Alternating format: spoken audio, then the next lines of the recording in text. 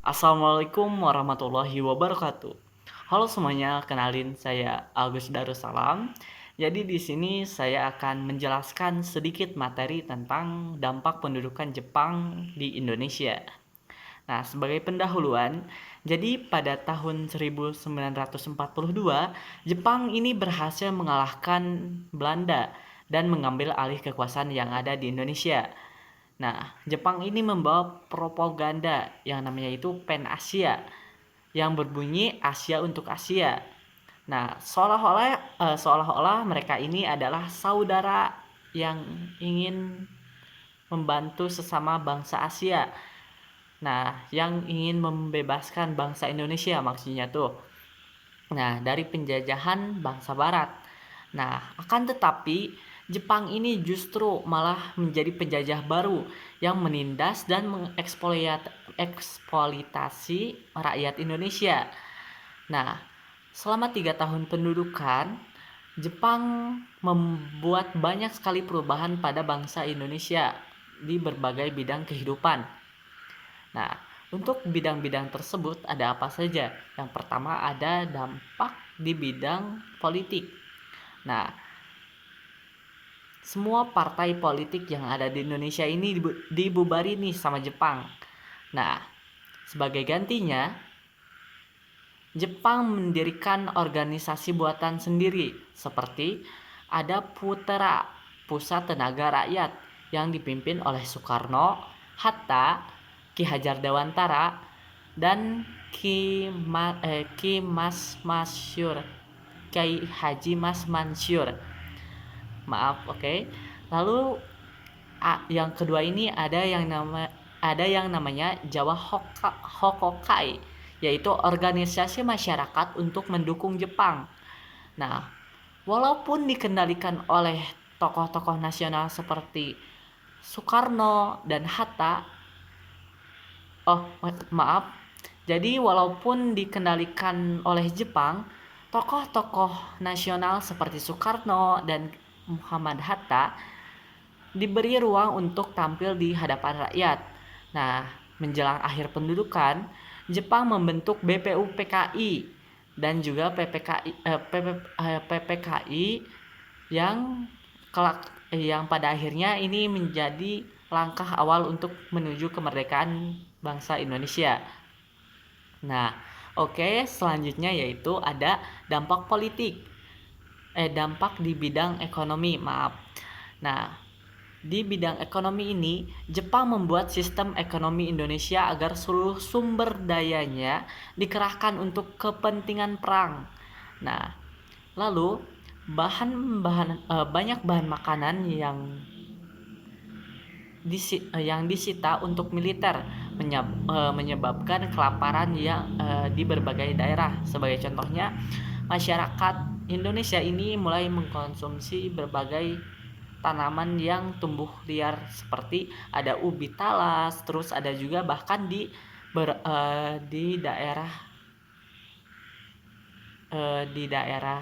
tertentu ya, mereka sampai mengkonsumsi tanah liat bukan tanah liat, maaf, mengkonsumsi lumpur sebagai sebagai makanan saking kelaparannya bangsa Indonesia pada saat itu. Nah, lalu industri di jalur transportasi dialihkan untuk kepentingan Jepang, sementara kebutuhan rakyat ditiadakan atau terabaikan bahkan ditiadakan. Nah, hasilnya terjadi penurunan tajam ekonomi rakyat serta kemiskinan dan penderitaan. Nah, lalu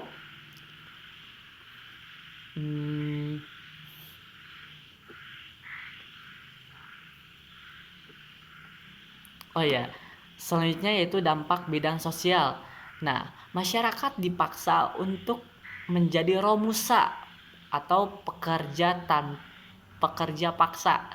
Nah, tanpa bayaran di proyek Jepang seperti rel kereta api, lalu ada jalan raya dan lapangan terbang.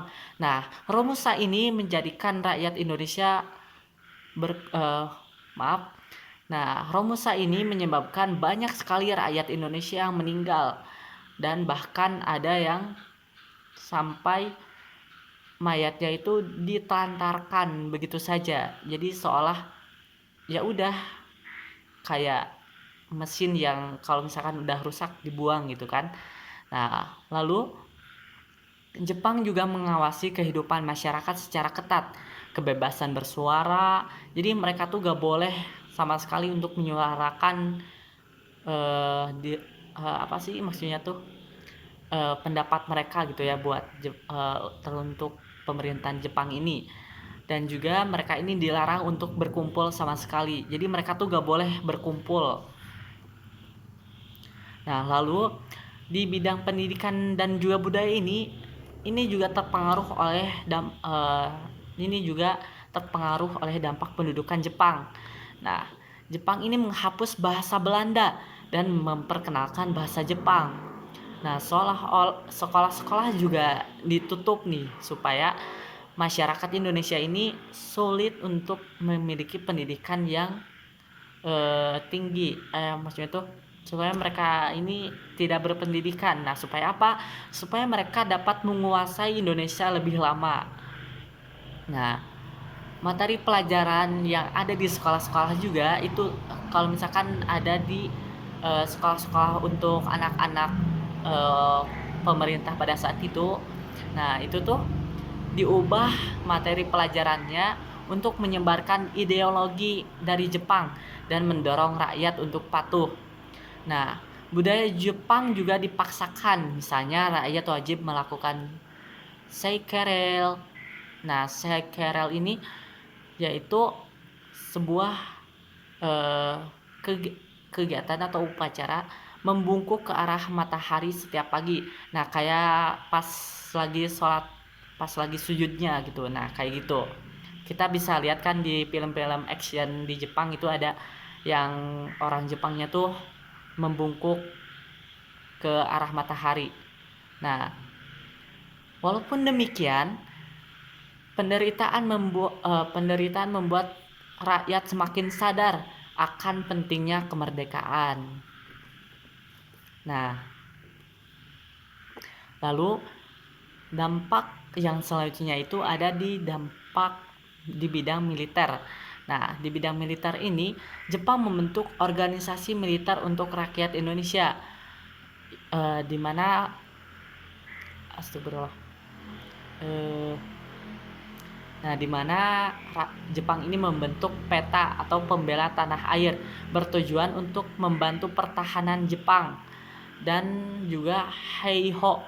Nah, Heiho ini pasukan pembantu militer Jepang.